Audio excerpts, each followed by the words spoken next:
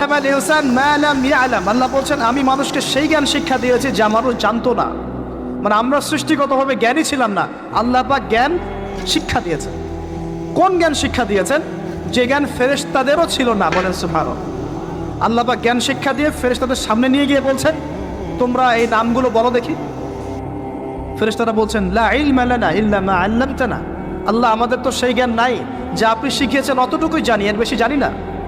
এবার আল্লাহ পাক বলছেন ইয়া আদম আম্বিহুম বিআসমাইহিম, আদম তুমি সব নাম বলে দাও দেখি। আদম আলাইহিস সালাম সমস্ত নাম ধর করে সব বলে দিলেন। আমাদের পিতা জ্ঞানী ছিলেন না? ছিলেন না। আল্লাহ পাক নিজে তাকে জ্ঞান শিক্ষা দিয়েছে। আর আমরা বলছি মানুষ আস্তাগফিরুল্লাহ অন্য প্রাণী থেকে আসছে। সুবহানাল্লাহ, কত অদূরদর্শী মানুষেরা, কত সুদূর প্রসারী একটা কুফরি মতবাদ। এবার আল্লাহ পাক আদম আলাইহিস সালামকে বলছেন তুমি নাম বলে দাও, তিনি সব নাম বলে দিলেন। এবার গিয়ে আল্লাহ পাক ফেরেশতাদেরকে বলছেন এবার তোমরা একটা কাজ করো। ইয কুলনা লিল মালাইকাতি ইসজুদু লিআদম, তখন আল্লাহ পাক বলছেন যে আমি ফেরেশতাদেরকে বললাম তোমরা সবাই এখন আদমকে সিজদা করো। বলেন সুবহানাল্লাহ। কত সম্মান আমাদের পিতার।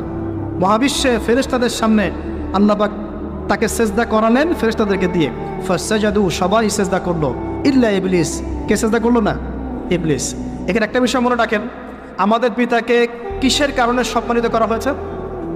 শারীরিক গঠন, চেহারার সৌন্দর্য, টাকা পয়সা, রিজিক, কোনটার কারণে? এইটাই মনে রাখবেন। মুসলিম উম্মাহ যদি আজকে সারা বিশ্বের নেতৃত্ব দিতে চায়, সবাইকে জ্ঞানী হতে হবে, জ্ঞানের বিপ্লব ঘটাতে হবে। বলেন সুবহানাল্লাহ, বলেন আমিন। এই জ্ঞানের বিপ্লব ঘটাতে পারলে ইনশাআল্লাহ মুসলিম উম্মাহ আবার সেই জায়গায় যাবে যেখান থেকে আমরা এসেছি। জ্ঞান ছাড়া আমরা কিচ্ছু করতে পারবো না।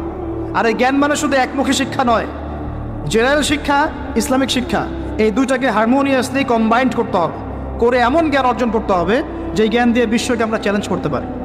এটাই এই বিশ্বের সবচেয়ে বড় চ্যালেঞ্জ এখন, মুসলিমদের সবচেয়ে বড় চ্যালেঞ্জ এখন এটাই। ইসলামিক শিক্ষা এবং জেনারেল শিক্ষাকে একত্রিত করে এমন প্রজন্ম তৈরি করা যে প্রজন্ম আগামী দিনে উম্মাকে নেতৃত্ব দেবে। এই একটা কাজ যদি কেউ করে যেতে পারে, আল্লাহ পাক তৌফিক দেখ। আমরা দোয়া করি আল্লাহ পাক এমন নেতা আমাদের উপরে নিয়ে আসুক যারা এরকম প্রজেক্ট লঞ্চ করতে পারে। বলেন আমিন। দোয়া করতে কোনো সমস্যা?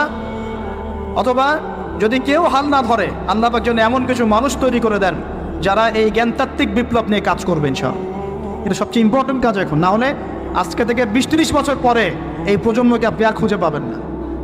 দেখবেন এমন প্রজন্ম চলে আসছে যারা বলবে আল্লাহর সাথে আমাদের কোনো সম্পর্ক নাই, নামাজ পড়বে না, রোজা রাখবে